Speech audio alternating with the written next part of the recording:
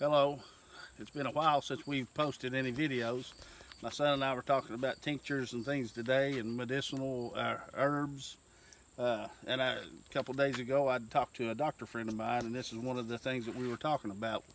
What I'm going to show you today or share with you is my take on boneset. Boneset is an old herb that the Indians used to use, and somewhere along the line they started making tinctures with the introduction of alcohol.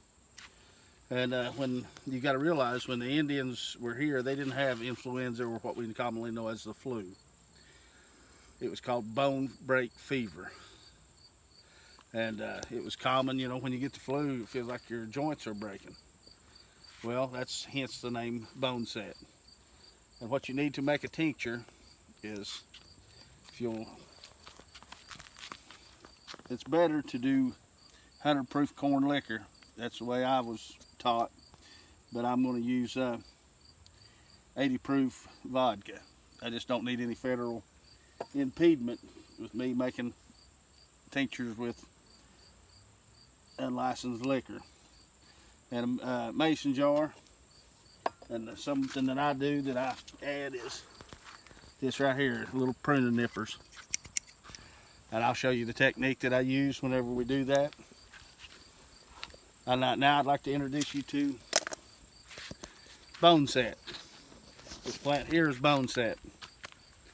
We're a little late in the season. It's better to get it whenever these are pearly white, but a good way to see if it's still viable is the smell of it. And you'll have a real fruity smell. This is not really fresh. The fresher it is, the more potent your tincture is going to be. We're going to make do with what we got.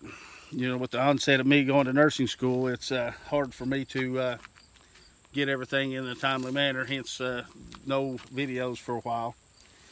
But this right here is a good example of boneset, and I'll tell you the identifying factors to look for. You'll have this white flower, it'll have a fruity smell. You see these leaves here, how they're bonded together at the stem. It's the only plant that I know of, at least here in eastern Kentucky, that grow like that.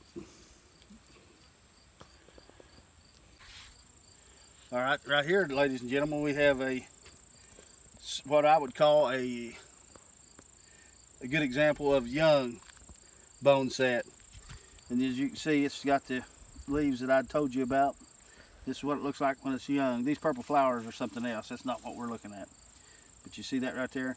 I'm going to come back and put some of these in there. It's a good tender plant. It'll help boost our potion. But we're going to get everything ready. We'll come back in a bit. You won't see that, but we'll be back in a bit with showing you the technique of how we make tincture. All right, I'm going to show you how I harvest boneset, but before I do, I'm going to tell you how to find it.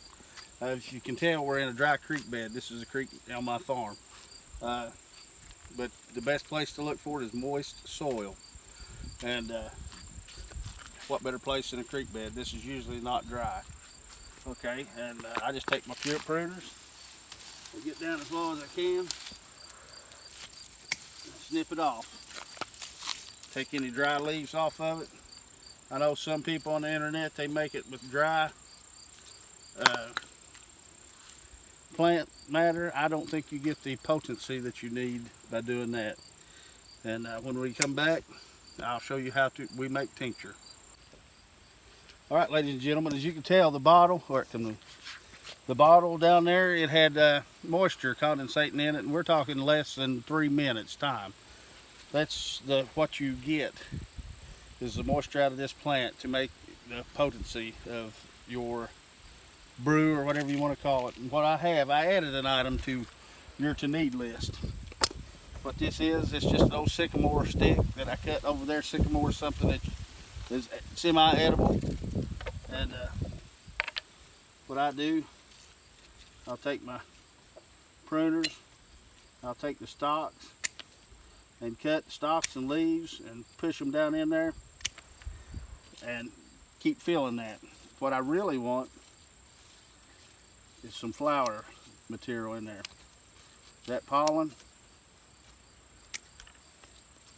and the flowers are what really make this stuff good. And it's good, you know, some people may say, well, he's putting alcohol in it, and that's horrible. Well, a lot of the medicines that you take today, modern medicines, have alcohol in them. But I'm going to push the flour in there like that. I'm going to put a little bit more flower heads in it than I usually do, due to the fact that we're late in the season and I'm not at prime pollinating time for the flowers. But I'm going to work on this a little bit. Whenever I get it filled up, I'll explain my next process, okay? Another technique that I almost forgot to show you is whenever you get these, sometimes there'll be bugs or bees or something in there. And actually your bugs and bees are a good indicator that your plant is still viable. But you want to take it. You don't want that in your tincture. You want to take it, shake it like it. You see that one fly out? There's another one. See? Bug-free tincture. Now another thing my son brought to my attention while we were away was, and I kind of alluded to it, about the tinctures, and a lot of your modern medicines still have alcohol in them. If you can get drunk, if you can swallow enough of this to get drunk on, you're tough, because this stuff does not taste good. It is medicinal. It tastes pretty bitter. But this is what I do. I take it, I stuff it full of the leaves, the stems, and the flowers. A lot of flowers. I stuff some more flowers in there. And take your alcohol.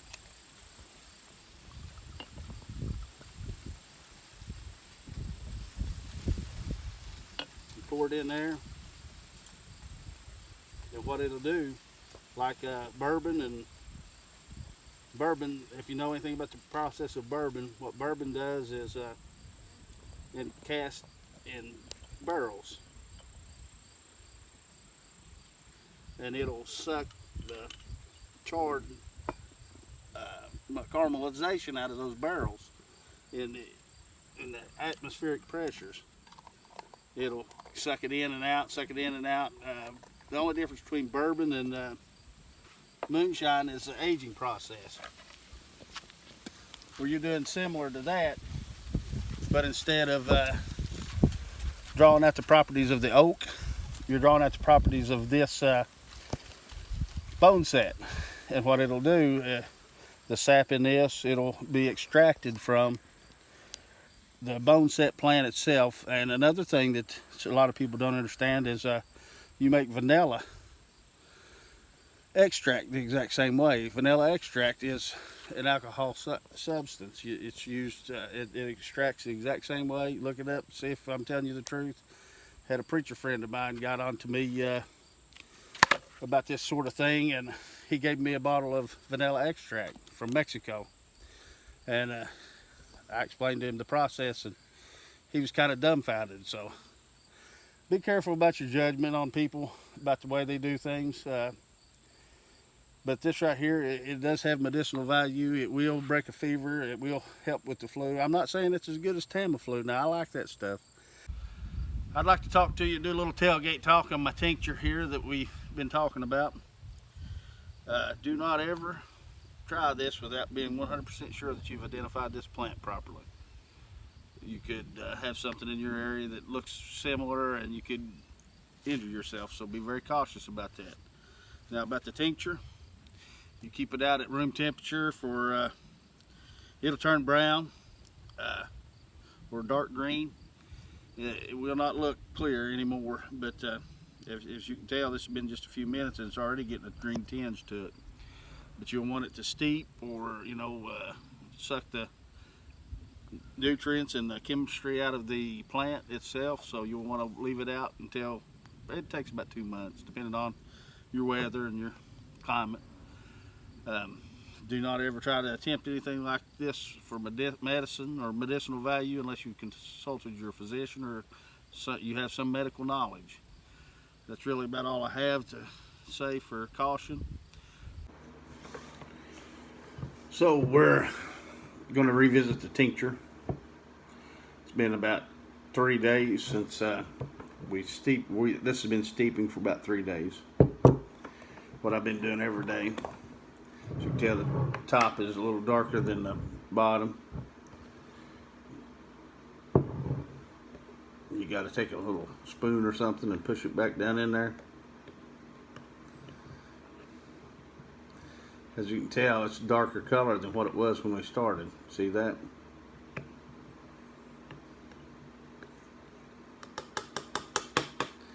This stuff don't taste good.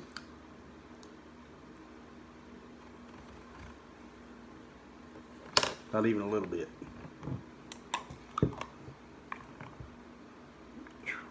You know what it smells like? Pickled spinach and vodka. But as you can tell, it'll steep and you'll get all the nutrients in there.